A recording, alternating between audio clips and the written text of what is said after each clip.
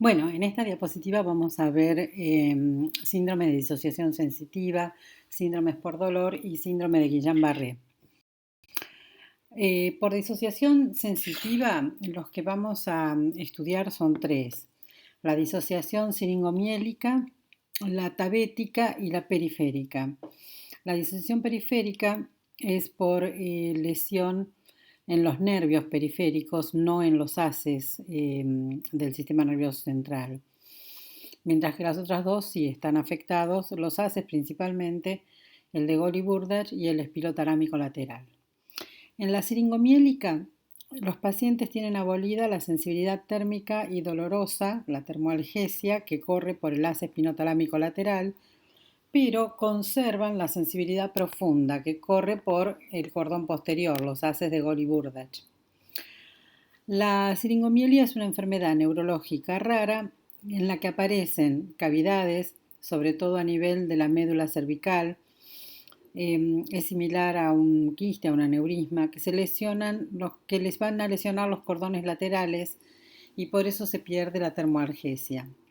Sí se conserva la sensibilidad táctil, protopática y epicrítica porque no están afectados los haces del cordón posterior. La disociación tabética es al revés. Lo que se va a ver afectado es el cordón posterior de la médula espinal, los haces de Goli-Burdach, que llevan la sensibilidad profunda y táctil. Pero el paciente conserva la sensibilidad térmica y el dolor, porque no está afectado el haz espinotalámico lateral. El cordón posterior de la médula puede estar afectado por muchas causas, pero hay dos que tienen cura, que son el déficit de vitamina B12 y la sífilis. La neurosífilis, en el periodo avanzado de la sífilis, se ve el tabes luético dorsal, que es el signo patognomónico de la neurosífilis, que precisamente tiene esta marcha tabética y se pierde la sensibilidad profunda y táctil. En los síndromes de disociación periférica lo que está abolida es la sensibilidad superficial, tanto la sensibilidad térmica como la dolorosa, y la profunda está respetada. Pero acá habíamos explicado antes que la lesión está en los nervios periféricos y no en los haces. Los síndromes por dolor, vamos a hablar del síndrome talámico o también llamado hemianestesia talámica. Esto se produce cuando hay lesión en los núcleos posterolaterales del tálamo. Del lado contrario a la lesión, el paciente va a tener una hemiparesia transitoria sin signo de Babinski.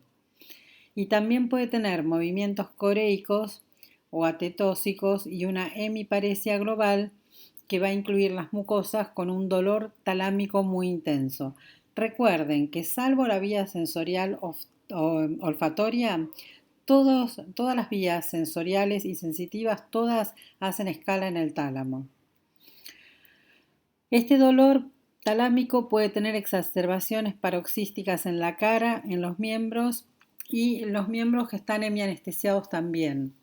A veces se agrega al cuadro un síndrome que se llama síndrome de Parinot, donde el paciente no puede mover los ojos hacia abajo ni puede converger la mirada y presenta trastornos pupilares o una hemianopsia homónima. Bien, vamos al síndrome de Guillain-Barré. Principalmente tienen que saber que es una polineuritis de causa inmune. Lo que está afectado es la mielina de las raíces nerviosas. Produce una parálisis flácida, y es la causa más común de parálisis flácida, y suele aparecer en el contexto de alguna infección viral, por citomegalovirus, Epstein-Barr, hepatitis, HIV, herpes, influenza, etc.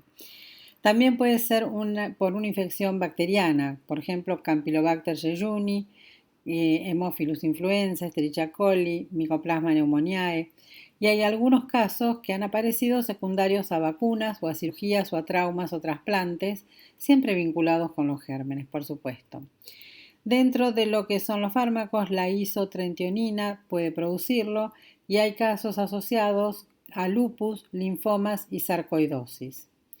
Se va a caracterizar principalmente porque de manera ascendente, desde la planta de los pies hacia arriba, las pantorrillas, las rodillas, la cadera, etcétera, se va a ir sintiendo un cosquilleo o como electricidad. Es esa sensación desagradable y muy difícil de diagnosticar también el de Guillain-Barré.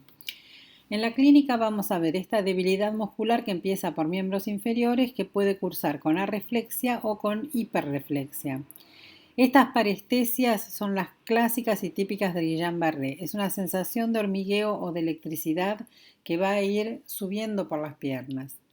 La enfermedad puede evolucionar hacia arriba y causar una paraplegia o una cuadriplejía, y si compromete el tronco encefálico, centro vital cardiorrespiratorio, causa la muerte por parálisis respiratoria. Son muy pocos los casos realmente que de la gente afectada con Guillain-Barré, que normalmente son hombres, son muy pocos los casos en los que fallecen los pacientes.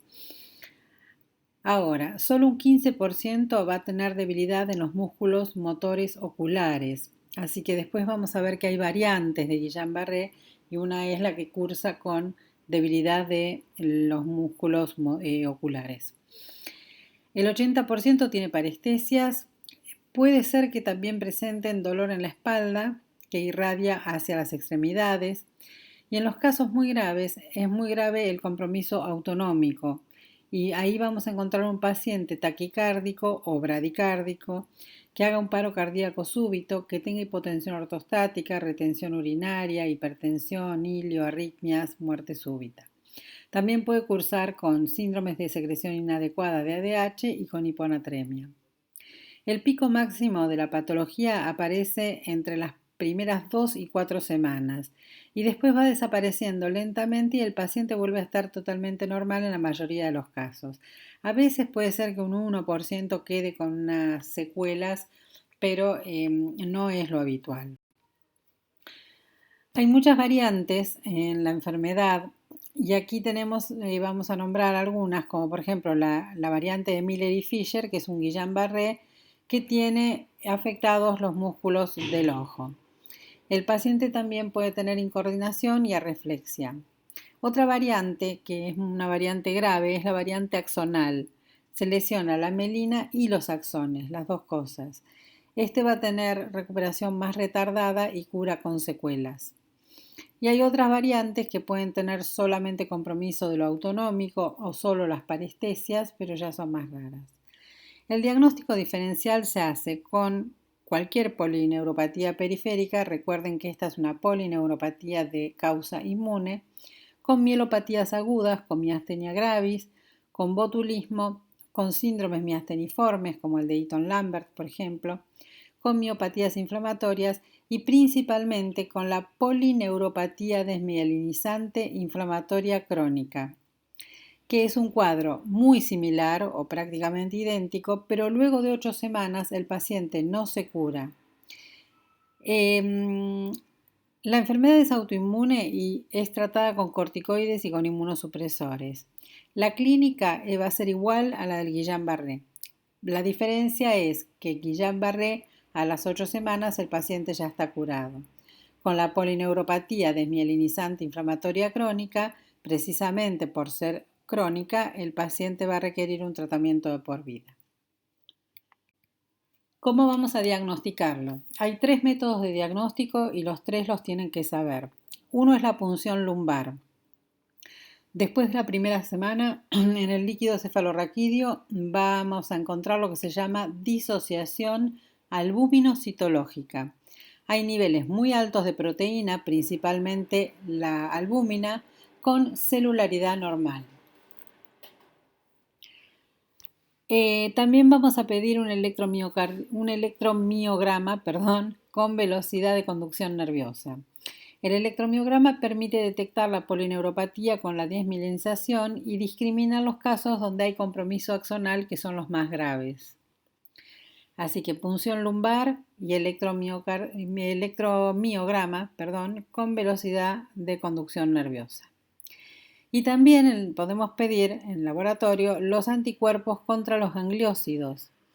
Es más común encontrar el GQ1B, que está presente en el 90% de los casos, y también se pueden pedir los anticuerpos contra gangliósidos GM1, 1A, 1B para hacer diagnóstico de la enfermedad. Entonces, punción lumbar, electromiograma con velocidad de conducción nerviosa y los anticuerpos contra gangliósidos, principalmente GQ1B. ¿Qué tratamientos le podemos dar? Tenemos que elegir uno de estos dos tratamientos. O hacemos plasmaféresis para remover los anticuerpos. Se pueden hacer 2 plasmaféresis en 8 días en los casos leves y de ahí con mayor frecuencia. El cuadro mejora y se evita la progresión de la enfermedad. O se puede dar globulina inmune por vía endovenosa, que esto lo que va a hacer es proporcionarles a los anticuerpos un sitio de fijación. Así que se eliminan los anticuerpos sin producir las alteraciones que suelen producir en esta enfermedad. Hay que darla a altas dosis y la inmunoglobulina siempre es cara, ¿no? Es un fármaco caro. Bien, acerca del tratamiento, lo que tenemos que tener en cuenta es que no se hacen ambos tratamientos juntos, o se hace el plasmaféresis o se da inmunoglobulina. Que no se deben dar corticoides porque no sirven, eso lo dejamos para la polineuropatía desmielinizante inflamatoria crónica, que era la que no curaba a las 8 semanas. No hay que dar vacunas hasta pasado un año, porque hay casos que se han registrado secundarios a vacunas. Y sobre todo por el contexto viral y bacteriano. Si no puede toser el paciente o no puede levantar los brazos o la cabeza, hay que ponerlo en asistencia respiratoria mecánica porque ya ha ascendido la enfermedad y ya tiene compromiso de los músculos respiratorios. Cuando está en asistencia respiratoria mecánica hay que tomar todos los recaudos que tomamos para cualquier paciente que esté en ARM. Evitar las trombosis venosas, las lesiones por decúbito, que son las que forman las escaras que se pueden infectar. Las trombosis, por supuesto, para evitar un TEP también. Hay que dar apoyo psicológico, hay que hacer un monitoreo permanente, tanto de la tensión arterial como del corazón. Si el paciente es hipotensa, hay que expandirlo. Si hace crisis hipertensivas, hay que tratarlas como una crisis hipertensiva con nitroprusiato de sodio. Si hace bradicardia o asistolia, hay que colocar marcapasos, etc. Todos los tratamientos habituales que se hace para un paciente que esté internado con asistencia respiratoria mecánica o que esté internado en UTI. Se puede colocar sonda urinaria, hay que tener en cuenta que puede haber un hilio. Si tiene dolor se le puede dar gabapentina o carbamazepina y algunos muy raros casos quedan postrados en silla de ruedas.